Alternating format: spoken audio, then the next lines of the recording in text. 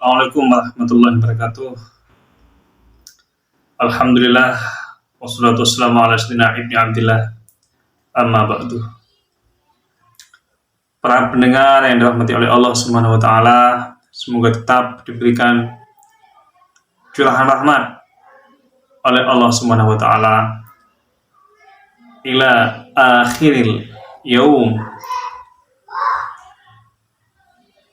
Pada hari ini kita melihat situasi gejolak dunia internasional ini tidak selesai-selesai dengan konflik, dengan pertumpahan darah, dengan gejolak yang mampu melayangkan banyak nyawa dan mampu menumpahkan segala energi fisik serta pengorbanan yang tak terkira. Dunia ini banyak mengalami gejolak-gejolak dan mampu menjadi penyebab banyak penyakit-penyakit yang mampu menjadikan umat manusia terkena dari berbagai penyakit. Jangan diremehkan persoalan-persoalan Palestina dan Israel yang tidak selesai-selesai, konflik peperangan sampai saat ini. Walaupun banyak ideologi-ideologi yang berseberangan pendapat, tapi tidak hanya itu saja. Bukan hanya persoalan Israel, Palestina menghilangkan nyawa, tapi racun-racun yang dikeluarkan, yang ditumpahkan oleh Israel terhadap Palestina dan balasan Hamas terhadap Israel adalah merupakan suatu wujud penyebab terjadinya penyakit yang ada di dunia ini. Rusia Ukraina juga seperti itu.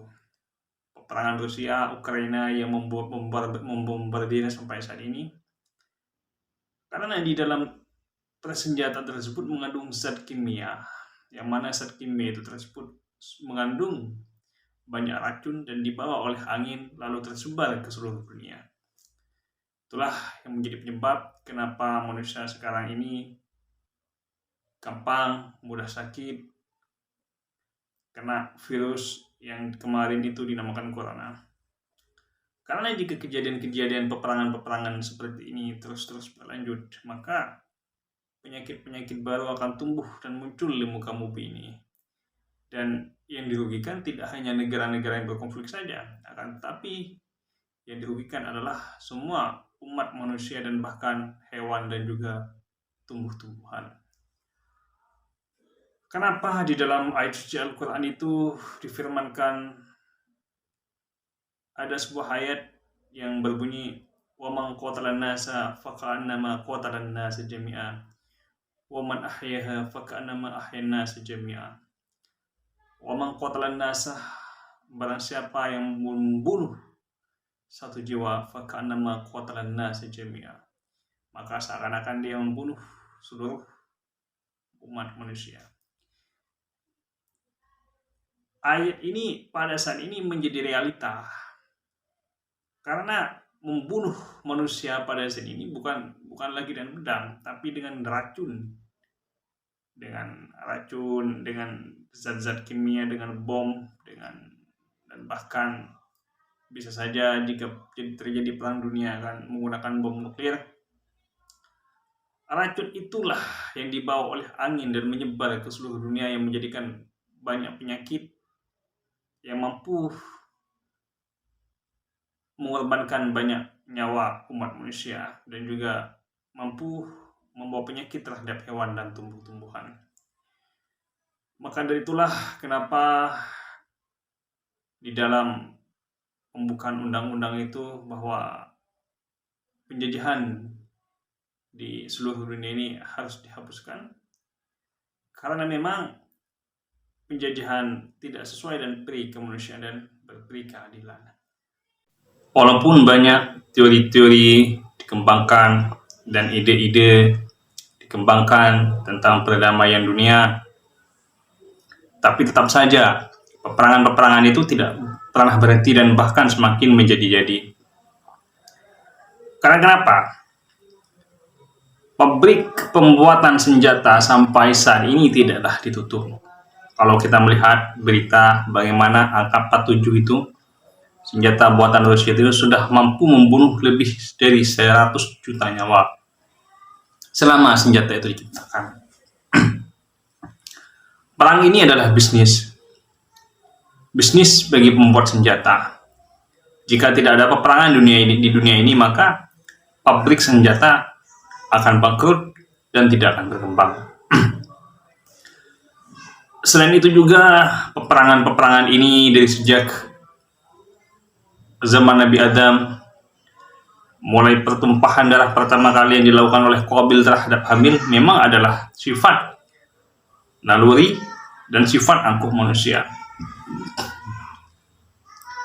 Kenapa di zaman sebelum bumi ini dihuni oleh umat manusia, Tuhan itu pernah kritis terhadap Tuhan ketika Tuhan berfirman, wa idz qala rabbuka lil malaikati inni ja'ilun fil ardi khalifah. Wa idz qala rabbuka lil malaikati inni ja'ilun fil ardi khalifah. Ketika Tuhan berfirman bahwa Dia ingin menciptakan pengelola di muka bumi ini.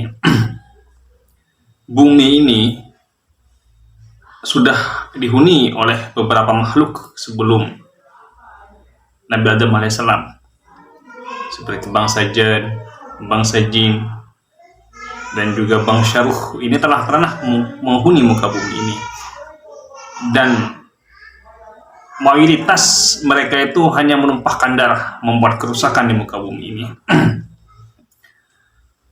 Tuhan waktu itu diprotes oleh malaikat. Qalu ataj'alu fiha may yufsidu fiha wa yasfiku ad-dima wa nahnu nusabbihu bihamdika wa nuqaddisu lak. Tuhan, kenapa Engkau ciptakan makhluk yang hanya ingin menumpahkan darah di muka bumi ini, sedangkan kami ini wa nahnu nusabbihu bihamdika, kami ini bertasbih semua, bihamdika, bertahmid, wa nuqaddisu lak, dan mengagungkan Tuhan. Tapi apa jawaban Tuhan? Qala inni a'lamu ma la ta'lamun. Qala apa qaulu di dalam Al-Qur'an itu, wallahu alam, inni a'lamu ma la ta'lamun, bahwa aku lebih mengetahui daripada engkau semua.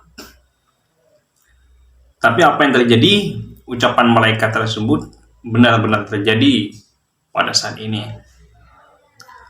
Kalau kita melihat kekejaman tentara salib di Andalusia, bagaimana kekejaman tentara Serbia di Bosnia, dan juga bagaimana kekejaman tentara Amerika terhadap Baghdad, dan bagaimana juga peperangan di zaman-zaman kerajaan di masa dahulu. Semua itu dilakukan oleh umat manusia, baik yang Islam, Hindu, Kristen, Protestan, semuanya. Manusia-manusia ini hampir menjadi pembunuh berdarah dingin dan menjadi begal atas nama agama.